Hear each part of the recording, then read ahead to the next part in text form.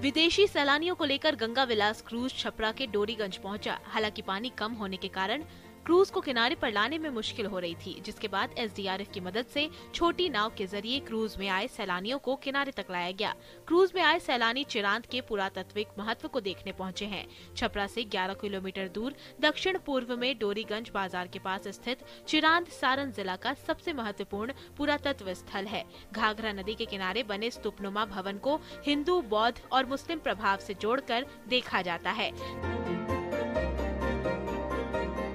दरअसल 51 दिन की यात्रा पूरी कर फरवरी के अंतिम सप्ताह में ये क्रूज डिब्रूगढ़ पहुंचेगा और वहां से फिर सैलानियों को लेकर कोलकाता जाएगा। 3 दिन तक तकनीकी जांच के बाद गंगा विलास ढाका के लिए रवाना होगा।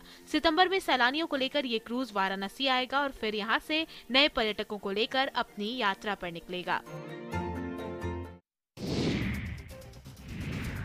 आरा पुलिस ने हथियार के साथ 4 अपराधियों को गिरफ्तार किया है। पुलिस को ये सफलता जिले के तरारी, सहार और मुफस्सिल थाना क्षेत्रों में की गई छापेमारी के दौरान मिली। गिरफ्तार अपराधियों में 2 वैसे अपराधी हैं जिनको हथियार के साथ वीडियो वायरल करना भारी पड़ गया। वीडियो में एक अपराधी नचनिया के ठुमके पर हथियार लहराते दिख रहा है।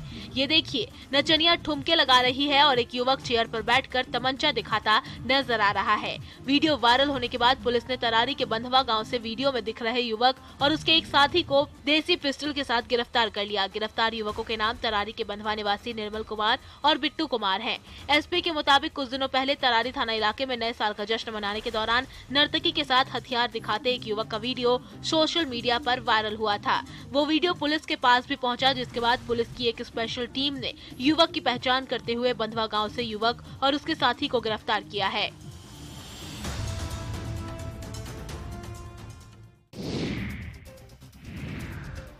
अरवल में ठंड में भी चोर अपनी हरकतों से बाज नहीं आ रहे हैं। चोर सर्द रातों में सुन्नी दुकानों और मकानों को अपना निशाना बना रहे हैं। ताजा मामला मेहदिया बाजार से सामने आया है, जहां चोरों ने फ्लिपकार्ट के हब सेंटर से 4 लाख रुपए नकद समेत कुल 10 लाख रुपए का सामान चुरा लिया। चोरों की तस्वीर सीसीटीवी कैमरे में कैद हो गई है। तस्वीरों में देखा जा सकता है कि 2 चोर दुकान में घुसने की कोशिश करते हैं, तभी उनकी नजर सीसीटीवी कैमरे पर पड़ती है। इसके बाद पहला चोर दूसरे चोर को कंधे पर उठाता है और दूसरा चोर कैमरे को तोड़ देता है। इसके बाद चोर चोरी की घटना को अंजाम देते हैं। बताया जा रहा है कि फ्लिपकार्ट हब सेंटर हर दिन की तरह काम करने के बाद सभी कर्मचारी चले जाते हैं, तभी कड़ाके की ठंड का फायदा उठाते हुए अज्ञात चोरों ने दुकान का शटर काटकर घटना को अंजाम दिया है। सूचना के बाद मेहदिया थाने की पुलिस ने मामले की जांच शुरू कर दी है। अज्ञात चोरों के विरुद्ध प्राथमिकी दर्ज कर चोरों की गिरफ्तारी के लिए कई जगह पर छापेमारी की जा रही है।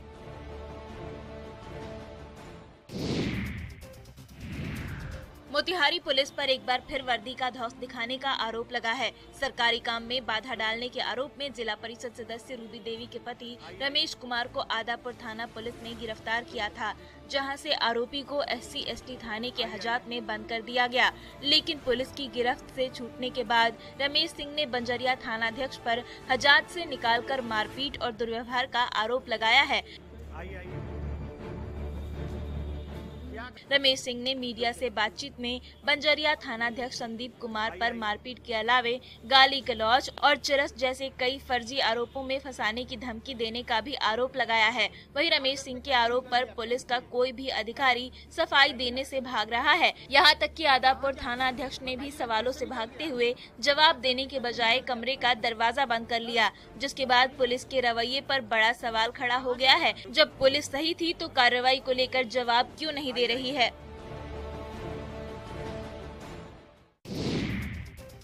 आरा में फिर एक मासूम महिला दहेज लोभियों की भेंट चढ़ गई। दहेज की खातिर ससुराल वालों ने एक विवाहिता की हत्या कर दी और शव को कमरे में फांसी के फंदे से लटका दिया। घटना को अंजाम देने के बाद आरोपी पति मौके से फरार हो गया है। घटना नगर थाना क्षेत्र के तरी मोहल्ला की है। घटना के बाद मौके पर पहुंची पुलिस ने घटना में शामिल सास ससुर को गिरफ्तार करते हुए मृतक के शव को कब्जे में लेकर पोस्टमार्टम के लिए आरा सदर अस्पताल भेज दिया है। बताया जा रहा है कि 2 महीने पहले आरा के तरी मोहल्ला निवासी शाहनवाज आलम के साथ खुशबू की शादी हुई थी। दहेज के लिए उसका पति उसके साथ मारपीट करता था। पति 5 लाख रुपए और 1 बुलेट गाड़ी देने की शर्त पर वो खुशबू को मायके से लाया था और जब ससुराल वालों की डिमांड पूरी नहीं हुई तो फिर ये महिला से मारपीट करने लगा और रविवार देर शाम उसकी हत्या कर शव को कमरे में फांसी के फंदे से लटका दिया। बड़ी बहन बोली कि देख बाबू तुम्हारा शादी हो गया है, अब तुम क्या कर सकती है। इतने बीच बात ही करते में कुछ उन लोगों का हुआ चिल्ला-चिल्ली। 15 से 20 मिनट बाद वो लोग फोन करता है कि आपकी बेटी आत्महत्या कर। खुशबू की मौत की खबर उसके मायके वालों को पड़ोस के एक युवक ने दी, जिसके बाद पुलिस को बुलाया गया। वहीं पुलिस मामले की जांच में जुट गई। पिंजरे में आदमखोर, आखिर शिकारी भी शिकार बन ही गया। आप इसकी छटपटाहट साफ देख सकते हैं।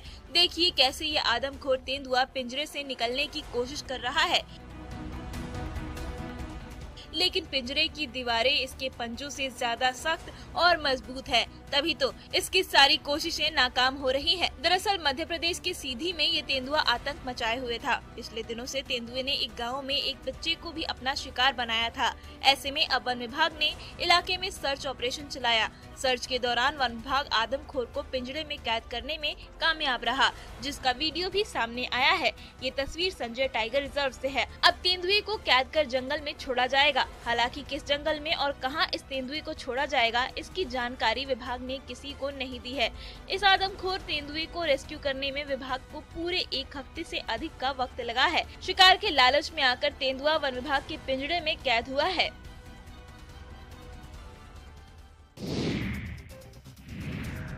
झारखंड का गढ़वा जिले का बूढ़ा पहाड़, जो आज से 2 माह पहले तक नक्सलियों के कब्जे में था, लेकिन जब से सुरक्षा जवानों ने इस पहाड़ को नक्सलियों से मुक्त किया है, तब से देश के पीएम मोदी से लेकर गृह मंत्री अमित शाह इस पहाड़ को नक्सल मुक्त होने की बधाई सुरक्षा जवानों को दे रहे हैं, जिसके चलते सीआरपीएफ के बड़े बड़े अधिकारी इस पहाड़ का हमेशा दौरा करते रहते हैं। वहीं रविवार को भी सीआरपीएफ के डीजी SL थाउसेन ने अन्य अधिकारियों के साथ बूढ़ा पहाड़ में फॉरवर्ड ऑपरेटिंग बेस कैंप का दौरा किया।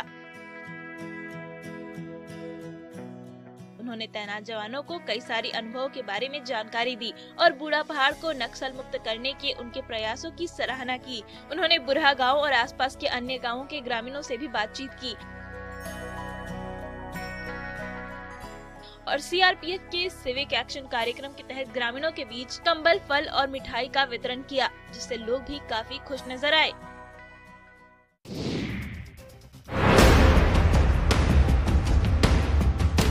साधारण शराब कांड के बाद अब नवादा में भी पुलिस विभाग सक्रिय हो गया है। अवैध शराब निर्माण के खिलाफ पुलिस की लगातार कार्रवाई की जा रही है। जिले के नक्सल प्रभावित थाली थाना क्षेत्र के अंतर्गत कोल महादेव जंगल में अवैध महुआ शराब की भट्टियों को ध्वस्त किया गया। बताया जा रहा है कि पुलिस ने इस दौरान कुल 3 भट्टियों को ध्वस्त किया और मौके पर 400 किलो महुआ जावा को भी नष्ट किया गया। शराब कारोबारी जंगल में लगातार कई दिनों से अवैध शराब के कारोबार को अंजाम दे रहे थे। पुलिस को गुप्त सूचना मिली, जिसके बाद पुलिस ने सर्च अभियान चलाया और मौके पर पहुंचकर भट्टियों को नष्ट कर दिया। हालांकि पुलिस के आने की भनक मिलते ही कारोबारी मौके से फरार होने में सफल रहे। पुलिस ने इस दौरान शराब बनाने के कई उपकरण को भी नष्ट किया। पुलिस का कहना है कि अवैध शराब के निर्माण पर रोक लगाने के लिए दियारा क्षेत्रों और जंगलों में लगातार छापेमारी की जा रही है, ताकि तस्करों पर लगाम लगाया जा सके।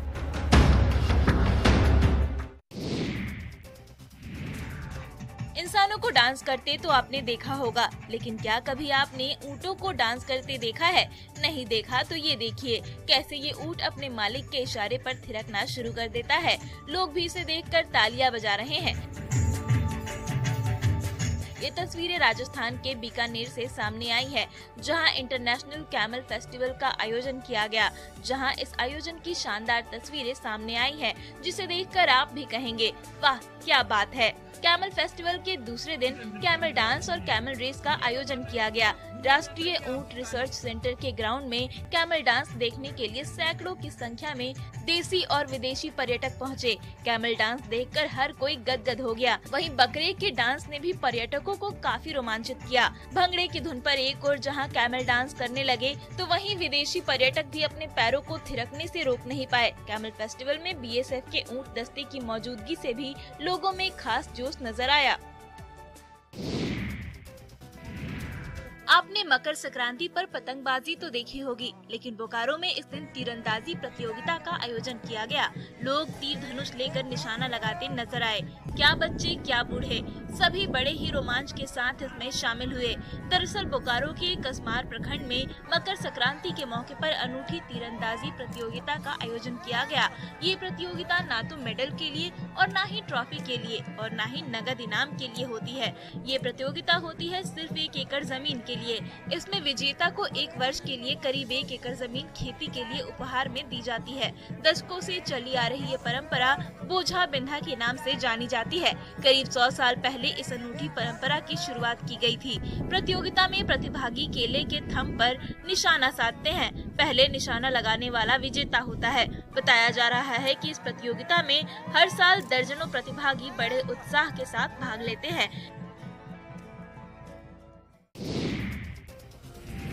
धनबाद में सर्वधर्म सामूहिक विवाह समिति की ओर से आज 80 जोड़ों का विवाह कराया गया। सामूहिक विवाह का ये आयोजन धनबाद के गोल्ड ग्राउंड स्टेडियम में संपन्न कराया गया। इस मौके पर गोल्ड ग्राउंड स्टेडियम को दुल्हन की तरह सजाया गया।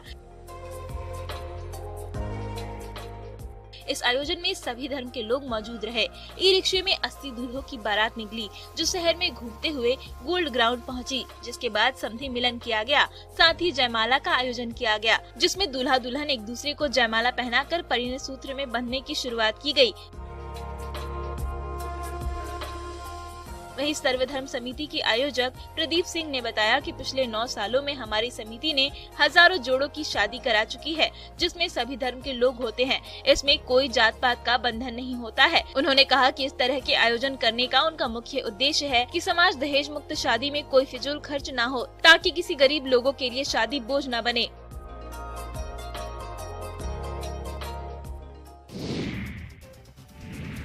अपने वनोपज के लिए राज्य में विशेष स्थान रखने वाला सिमडेगा अपने कटहलों के स्वाद के लिए बिहार यूपी तक मशहूर है।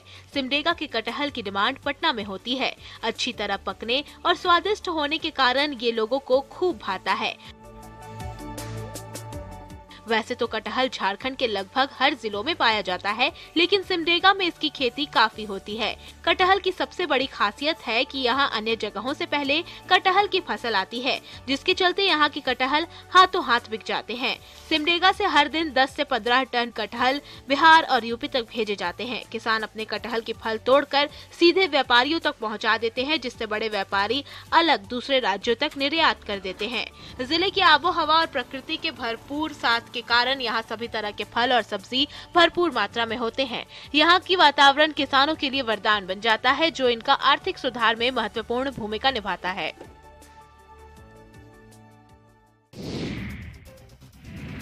देवघर परंपरा का शहर है। यहाँ अनेक परंपरा सदियों से चली आ रही है। यहाँ पर बाबा बैद्यनाथ मंदिर में बाबा भोलेनाथ का श्रृंगार पूरे 1 महीने तक खिचड़ी से किया जाता है और इसके लिए श्रृंगारी परिवार अपने हाथों से खिचड़ी बनाता है, जिसे 15 जनवरी मकर संक्रांति से लेकर 14 फरवरी तक चढ़ाया जाता है। 1 माह तक अपनी सुविधा अनुसार बाबा पर प्रतिदिन विशेष भोग खिचड़ी अर्पित की जाती है। बाबा पर चढ़ने वाली खिचड़ी विशेष तरह से बनती है। इसमें उड़द की दाल, अरवा चावल, शुद्ध मसाले के अलावा पानी की जगह पर गंगा जल उपयोग किया जाता है। मंदिर ट्रस्ट की ओर से श्रृंगारी परिवार को गंगा जल उपलब्ध करवाया जाता है, फिर इसे बड़ी ही शुद्धता के साथ बनाया जाता है। मंदिर के पुजारी इस पवित्र खिचड़ी को चढ़ाते हैं। उसके बाद ये खिचड़ी भक्तों में प्रसाद के रूप में बांटी जाती है। खिचड़ी महाप्रसाद लेने के लिए भक्तों में होड़ लग जाती है। इसके लिए भक्त घंटों इंतजार करते हैं। मान्यता है कि इस खिचड़ी को खाने से बीमारियां दूर होती हैं और सौभाग्य घर आता है।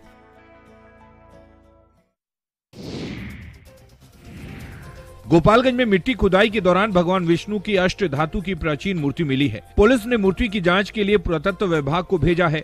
मामला बरौली थाना के मोहनपुर गांव का है। बताया जा रहा है कि रेलवे लाइन के किनारे जेसीबी से मिट्टी की खुदाई की जा रही थी। मिट्टी खुदाई के दौरान जमीन के 15 फीट अंदर भगवान विष्णु की प्राचीन मूर्ति मिली। मूर्ति मिलने की सूचना मिलते ही लोगों की काफी संख्या में भीड़ जुट गई। लोग भगवान के जयकारे लगाने लगे। ये प्रतिमा करीब 4 फीट की है। ये काले रंग की खंडित प्रतिमा है, जिनका दाहिना हाथ तो खंडित है।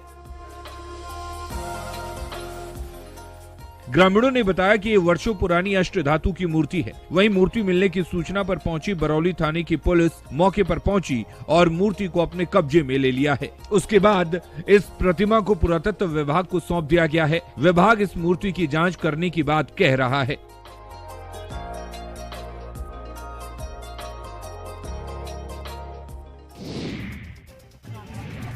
दंगल में पहलवानों के पैतरे और उन्हें चीयर करते ये लोग, ये तो है भागलपुर की पहचान, जहां आए दिन दंगल प्रतियोगिता का आयोजन किया जाता है और विभिन्न राज्यों से आए हुए पहलवान इसमें हिस्सा लेते हैं। साथ ही एक दूसरे को पटकनी देने की होड़ लगाते हैं। लोग भी इस कुश्ती का भरपूर आनंद उठाते हैं। वहीं भागलपुर के नाथनगर के गोसाईदासपुर गांव के मधु बाबा प्रांगण में आयोजित 2 दिवसीय दंगल प्रतियोगिता का समापन हुआ। इसमें लोगों को कई इंटरेस्टिंग दांवपेच देखने को मिले। इस दंगल प्रतियोगिता के दौरान 28 जोड़ी पहलवानों ने अखाड़े में अपना दम दिखाया। दंगल में बिहार, उत्तर प्रदेश के अलावा दिल्ली के पहलवानों ने दमखम दिखाए। नाथनगर के गोसाईदासपुर के फोटो पहलवान ने उत्तर प्रदेश के गोरखपुर से आए रामनारायण पहलवान को पटकनी देकर पहला स्थान प्राप्त किया। दूसरे स्थान पर गोरखपुर के रामनारायण और तीसरे स्थान पर गोसाईदासपुर के मिथिलेश पहलवान रहे। विजेता पहलवानों को सम्मानित किया गया। वहीं पहले स्थान पर रहे पहलवान को आयोजन समिति की ओर से नकद राशि भी दी गई। सीतामढ़ी में बाघ को पकड़ने के लिए अब ड्रोन कैमरे का सहारा लिया जा रहा है। वन विभाग रीगा पुनौरा में बाघ के अटैक के बाद उसे पकड़ने के लिए हर हथकंडा अपना रहा है, लेकिन विभाग को अब तक सफलता नहीं मिल पाई है। बता दें कि बाघ अब तक 2 लोगों पर हमला कर उन्हें जख्मी कर चुका है। वहीं 4 जानवरों को अपना निवाला बना चुका है। सीतामढ़ी के नगर निगम के आसपास के इलाके में फिलहाल बाघ के होने के सबूत मिले हैं। दरअसल बुधवार की देर रात बाघ ने सीतामढ़ी के नगर निगम के इलाके के खड़का गांव के सरे में बंधे 2 घोड़ों पर हमला कर दिया था और दोनों घोड़ों को अपना निवाला बना लिया था। इससे पहले सीतामढ़ी के रीगा प्रखंड के रमनगरा गांव में बाघ को देखा गया था, जहां खेत में काम कर रही 2 महिलाओं पर बाघ ने हमला किया था। हमले में दोनों महिलाएं गंभीर रूप से घायल हो गई थीं। तब से लेकर आज तक वन विभाग की टीम लगातार बाघ को खोजने की कोशिश कर रही है।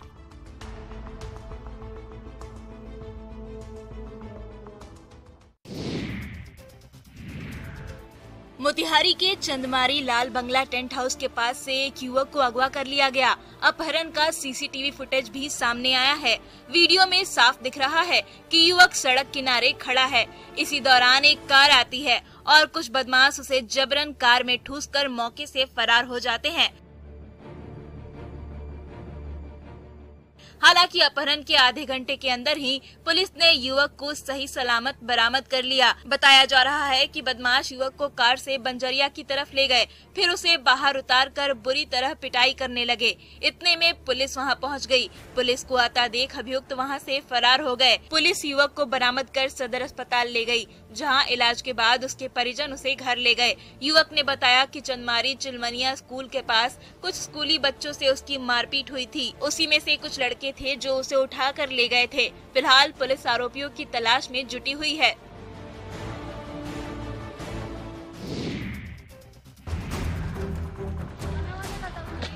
कोडरमा में लगातार धर्मांतरण का खेल जारी है। ताजा मामला तिलैया थाना क्षेत्र स्थित पुराना बस स्टैंड के पास से सामने आया है, जहां विश्व हिंदू परिषद की सूचना पर तिलैया थाना पुलिस एक हॉलनुमा मकान में जांच करने पहुंची तो पाया कि बड़ी संख्या में लोगों को प्रार्थना कराई जा रही है।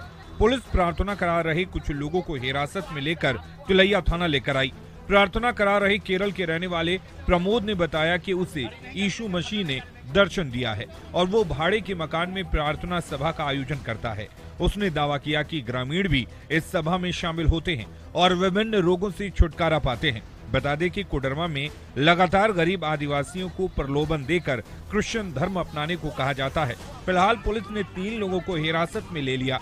हालांकि तीनों को हिरासत में लेने के बाद ग्रामीण महिलाओं ने जमकर पुलिस थाना के बाहर बवाल काटा और उन्हें छोड़ने की मांग की।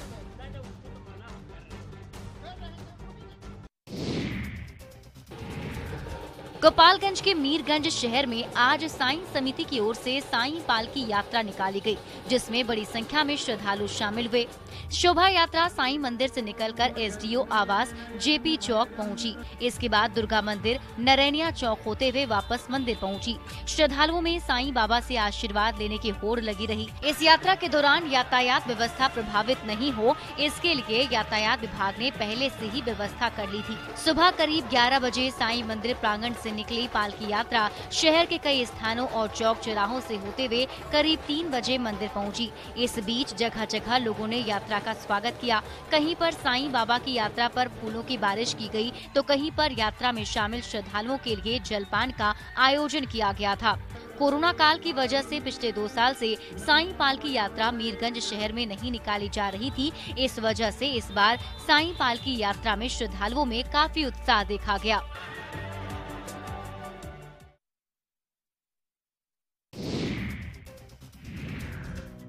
विदेशी पर्यटकों के साथ वाराणसी से चला गंगा विलास क्रूज बक्सर पहुंच गया है। ये विशाल क्रूज कल शाम बक्सर शहर के बंगला गंगा घाट पहुंचा। क्रूज पर सवार सैलानियों ने बक्सर के मुख्य जगहों की सैर की।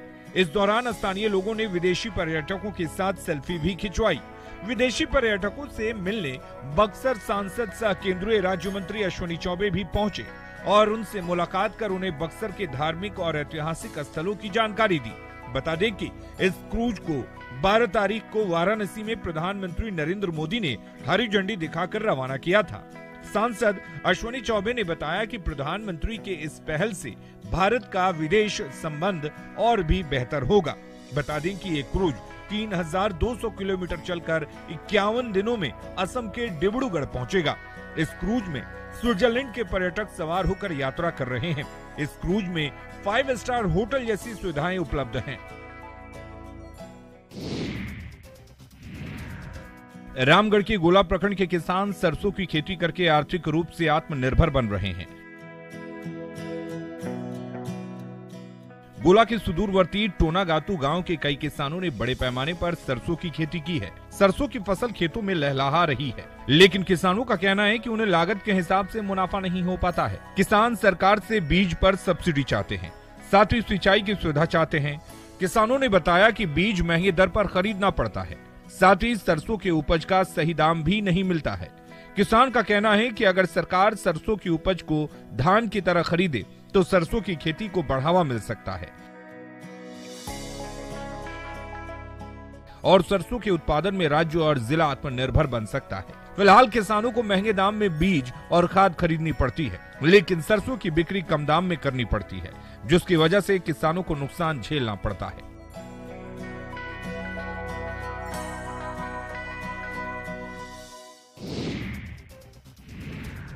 औरंगाबाद पुलिस ने शराब का अवैध कारोबार करने वालों के खिलाफ कार्रवाई तेज कर दी है। इसी कड़ी में पुलिस ने जिले के अलग अलग थाना क्षेत्र में छापेमारी कर शराब की कई अवैध भट्टियों को ध्वस्त किया। पूरे जिले में एक दिन के अंदर करीब 8 भट्टियों को ध्वस्त किया गया। वहीं 1500 लीटर जावा महुआ समेत कई उपकरणों को भी नष्ट किया गया। पुलिस ने इस कार्रवाई में कुल 180 लीटर निर्मित शराब को जब्त किया। बता दें कि कासमा, देव, सलैया और जमहोर थाना क्षेत्र में विशेष छापेमारी अभियान चलाया गया, जिसके तहत अवैध शराब के कई कारोबारियों को चिन्हित कर उनके खिलाफ प्राथमिकी दर्ज किए जाने की कार्रवाई की जा रही है। पुलिस नशे के सौदागरों पर नकेल कसने की तैयारी में है। पूरे राज्य में लगातार छापेमारी कर शराब की भट्टियों को ध्वस्त किया जा रहा है। वहीं पुलिस की कार्रवाई से नशे का कारोबार करने वालों में हड़कंप मच गया है।